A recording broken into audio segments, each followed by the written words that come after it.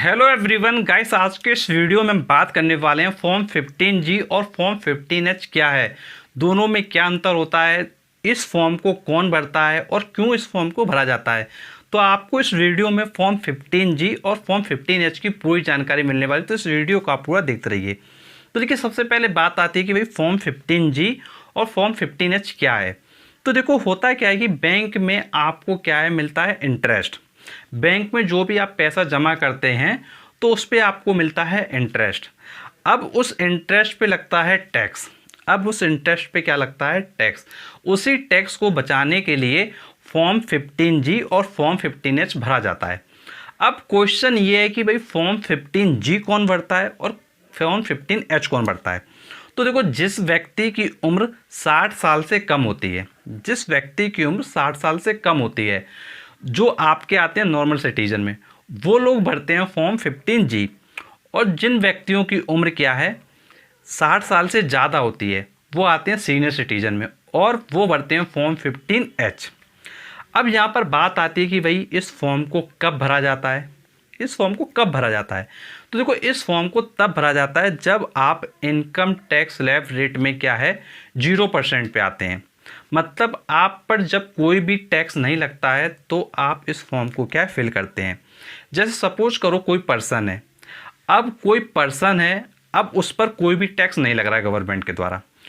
वो क्या है, उसका जो टोटल सोर्सेस से इनकम है वो क्या है टैक्स लिमिट के अंतर्गत नहीं आ रही है। मतलब उस पर 0% टैक्स लग रहा है, उस पर कोई भी टैक्स नहीं लगने वाला है।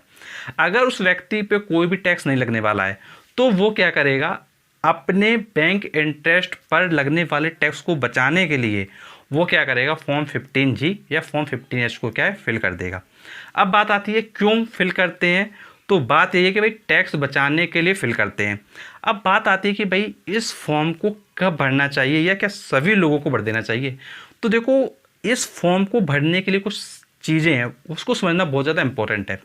जैसे सपोज करो तुम्हारे पास पैसा है, अब तुमने क्या किया, तुमने उस पैसे को बैंक में जमा कर दिया, या तो तुमने एफडी करा ली, या तो तुमने आरडी करा ली, या तुमने किसी भी तरीके से किसी भी फॉर्म में बैंक में पैसा जमा कर रखा है।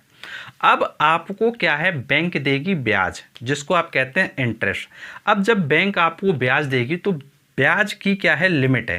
देखो, जो सीनियर सिटीजन है उनके लिए 50,000 लिमिट है और जो नॉर्मल सिटीजन है उनके लिए क्या है 40,000 की लिमिट है। मतलब 40,000 तक जो पैसा मिलता है बैंक के द्वारा ब्याज के फॉर्म में, उस पर कोई भी टैक्स सरकार नहीं लेती है।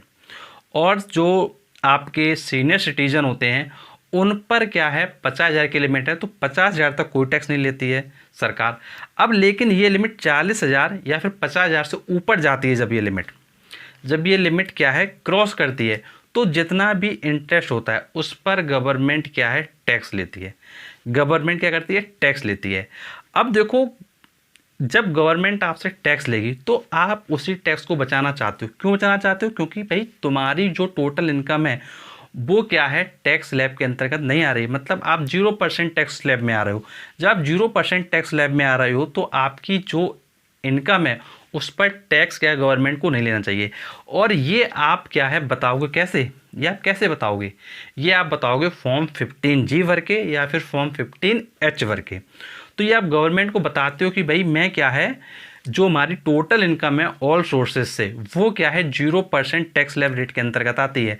तो इसलिए हमारा जितना भी ब्याज है, चाहे वो ब्याज 50,000 हो, चाहे वो ब्याज 1 लाख हो, चाहे वो ब्याज 1.5 लाख हो, उस पर कोई भी टैक्स ना लिया जाए। ये आप गवर्नमेंट को बताते हो फॉर्म 15G और 15H भर के। और जो लोग फॉर्म भर देते हैं उन पर कोई भी टैक्स क्या है बैंक की तरफ से नहीं काटा जाता है। अदरवाइज़ उन पे जो टैक्स होता है वो TDS के फॉर्म में लगा दिया जाता है और जो इंटरेस्ट होता है ओवरऑल उससे टैक्स क्या है काट लिया जाता है।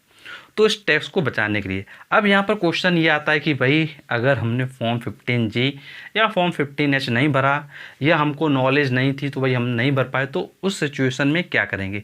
तो देखो, अगर आपका टैक्स कट गया है, इन केस अगर आपका टैक्स कट गया है तो आप उसको क्या है रिफ़ंड भी करवा सकते हैं।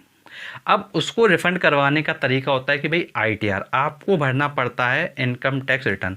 आप ITR फाइल कर सकते हैं और उसमें अपनी जानकारी दे सकते हैं कि भाई हमारा इंटरेस्ट इतना काट लिया गया लेकिन हमारी इनकम इतनी है, तो उस पैसे को आप क्या है रिफ़ंड भी करवा सकते हैं। तो उसका अपना प्रोसेस है जो मैंने आपको बताया कि भाई वो आईटी वगैरह आपको फाइल करना पड़ता है और उसमें बताना पड़ता है कि भाई हमारी इनकम इतनी है जो टैक्स स्लैब रेट के अंतर्गत नहीं आ रही है, मतलब 0% पे आ रही है। तो भाई हमारा जो टीडीएस जो काटा गया है बैंक की तरफ से उसको क्या रिफ़ंड किया जाए, तो वहाँ से वो पैसा आपका क्या रिफ़ंड भी हो सकता है। तो आपको क्या है फॉर्म 15G और 15H की पूरी जानकारी दी गई। अगर कोई भी कन्फ्यूजन होता है, कोई भी डाउट होता है, तो आप नीचे कमेंट बॉक्स से कमेंट करके पूछ सकते हो।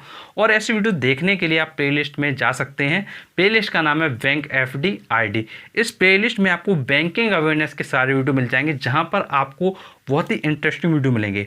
और अगर आपको हमारा वीडियो अच्छा लगा तो प्लीज़ वीडियो को लाइक करें, चैनल को सब्सक्राइब करें, क्योंकि आपके लिए हम और भी ऐसे लेटेस्ट वीडियो लाते रहेंगे। And thanks for watching our video.